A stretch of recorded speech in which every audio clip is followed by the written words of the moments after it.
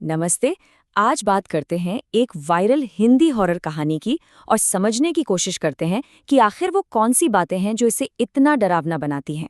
मतलब कैसे रोज की चीजें ही मिलकर एक जबरदस्त सस्पेंस पैदा कर देती हैं।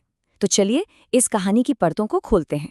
कहानी की शुरुआत एक बहुत ही आम सी बहुत ही जानी पहचानी सोच से होती है। बस एक कैब मिल जाए, है ना? ये एक ऐसी फीलिंग है जिसे हम सब, खासकर देर रात को, जरूर रिलेट कर सकते हैं। लेकिन यही छोटी सी मामूली सी ख्वाहिश बहुत जल्द एक भयानक मोड़ लेने वाली है। तो कहानी का जो मेन कैरेक्टर है वो है निशा। चलिए देखते हैं कि कैसे उसकी एक बिल्कुल नॉर्मल सी लगने वाली कैब राइड डर की एक ऐसी कहानी बन जाती है जिसके बारे में वो सोच भी नहीं सकती थी। तो ये है निशा। 26 साल की है और अपनी लेट नाइट जॉब से मतलब बुरी तरह से थकी हुई है। आंखों के नीचे डार्क सर्कल्स हैं और दिमाग में बस एक ही चीज चल रही है, किसी तरह घर पहुंचकर बस सोना है। और जानते हैं, यही थकावट, यही बेबसी उसे आने वाले खतरे के लिए एक बहुत आसान टारगेट बना देती है। और ठीक यहीं से कहानी में पहली अजीब सी बात होती है।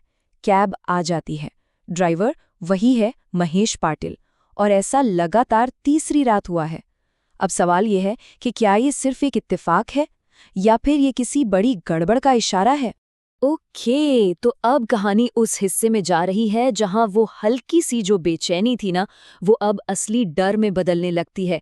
चलिए देखते हैं कि कैसे एक के बाद एक अजीब घटनाएं होती हैं और टेंशन धीरे धीरे बढ़ता चला जाता है। कहानी लिखने वाले ने ना डर को बहुत ही सधे हुए तरीके से पढ़ाया है। देखिए कैसे। सबसे पहले ड्राइवर एक गलत मोड़ ले लेता है, एक सुनसान इंडस्ट्रियल एरिया में। फिर रेडियो पर अचानक सालों पुराना कोई न्यूज़ बुलेटिन बजने लगता है। हद तो तब होती है जब एक ही होर्डिंग उसे 2 बार दिखता है और दूसरी बार वो जला हुआ है। और आखिर में जब सब कुछ हाथ से निकल रहा होता है, टेक्नोलॉजी भी साथ छोड़ देती है। एक एक करके निशा के हाथ से कंट्रोल, उसकी सेफ्टी का हर एहसास छीना जा रहा है। और इस पॉइंट पर आकर पढ़ने वाला भी ठीक निशा की तरह ही सोचने पर मजबूर हो जाता है कि क्या ये सब सिर्फ अजीब इत्तेफाक है या फिर यहाँ कुछ कुछ बहुत ज्यादा ही भयानक हो रहा है। और अब आता है कहानी का वो क्लाइमैक्स, वो शॉकिंग टर्निंग पॉइंट जहां बस एक फोन कॉल निशा की पूरी दुनिया को हिलाकर रख देता है। मतलब इसके बाद कुछ भी पहले जैसा नहीं रहता। उसे लगता है कि बाहरी दुनिया से एक उम्मीद आई है, उसकी दोस्त सना का कॉल जो ऑफिस के गेट पर ही उसका इंतजार कर रही है। पर उसे क्या पता था कि यही कॉल उसकी भयानक हकीकत पर पक्की मोहर लगाने वाला है। और यहीं पर दो अलग अलग सच, दो अलग अलग रियलिटीज आमने सामने आकर टकराती हैं। निशा का सच है, मैं कैब में हूं, 10 मिनट पहले ही निकली। और सना का सच, तुम कहीं नहीं गई, तुम्हारी कैब तो कैंसिल हो गई थी। बस इन दो बातों के बीच का जो फासला है ना, वही कहानी को उस पॉइंट ऑफ नो रिटर्न पर ले आता है। और बस इसके ठीक बाद उसका असली दुनिया से जो आखिरी कनेक्शन था वो भी टूट जाता है। Phone dead. अब निशा उस अलौकिक सुपरनैचुरल घटना में पूरी तरह से अकेली फंस चुकी है। अब निशा के दिमाग में बिखरे हुए टुकड़े जुड़ने शुरू होते हैं। वो अपनी ट्रिप हिस्ट्री याद करती है। आखिरी ट्रिप ठीक 1 साल पहले, 2 जुलाई को। और ड्राइवर का नाम महेश पाटिल। और तभी उसे एक पुरानी न्यूज़ हेडलाइन याद आती है, हाईवे पर छोटे मंदिर के पास ऐप कैब ड्राइवर की मौत। इस खुलासे के बाद कहानी उस मोड़ पर पहुंच जाती है जहां जो सुपरनैचुरल है वो अब कोई इशारा नहीं रहा, बल्कि एक साफ और डरावनी हकीकत बन चुका है। और ठीक उसी पल कार की घड़ी एक जगह आकर जम जाती है। टाइम 3:33।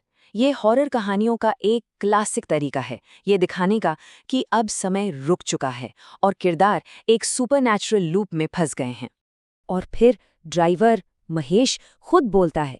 वो इस पूरी भूतिया घटना के नियम अपने ही डरावने शब्दों में बताता है। रात के इस पहर में कुछ रास्ते कुछ लोगों के लिए बंद हो जाते हैं। तो यहाँ हमें पता चलता है कि ये कोई डरावना हमला नहीं है, बल्कि एक ट्रैजिक, एक दुखद लूप है। महेश को 1 साल पहले एक हिट एंड रन में मार दिया गया था और अब वो हर रात अपनी आखिरी अधूरी राइड को बार बार जीने के लिए मजबूर है।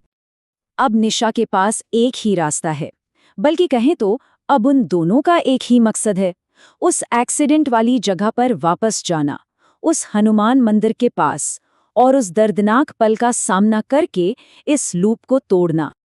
अब हम पहुंचते हैं कहानी के अंत पर और इसके सबसे भयानक अनफॉरगेटेबल ट्विस्ट पर, जो ये बताता है कि ये डर अभी खत्म नहीं हुआ है। अचानक निशा की आंख खुलती है। वो अपने ऑफिस के बाहर एक बेंच पर है। गार्ड उसे बताता है कि वो सो गई थी और उसकी कैब मिस हो गई। एक पल को लगता है जैसे वो सब एक बुरा सपना था और अब वो सुरक्षित है। कहानी हमें यकीन दिला देती है कि चलो, बुरा सपना खत्म हो गया। इतने में उसकी दोस्त सना भी आ जाती है और वो भी यही कहती है कि कैब तो कैंसिल हो गई थी, वो कभी आई ही नहीं, सब बस एक सपना था। निशा की जान में जान आती है और सच कहूं तो पढ़ने वाले की भी लगता है कि चलो, खतरा टल गया। लेकिन कहानी यहाँ खत्म नहीं होती। अब जब वो पूरी तरह से सेफ महसूस कर रही है, निशा अपना फोन उठाती है, फोटो गैलरी खोलती है और वहां सबसे ऊपर उसे एक नई तस्वीर दिखती है। ये फोटो कैब के पिछली सीट से ली गई है। टाइम स्टैम्प सुबह के 3:33 और रियर व्यू मिरर में महेश सीधे कैमरे की तरफ देखकर मुस्कुरा रहा है। ये इस बात का पक्का सबूत है कि जो कुछ भी हुआ वो सपना नहीं था। और कहानी हमें एक बहुत परेशान करने वाले सवाल के साथ छोड़ जाती है कि जब देर रात कोई आखिरी राइड एक्सेप्ट करता है तो कंट्रोल सच में किसके हाथ में होता है?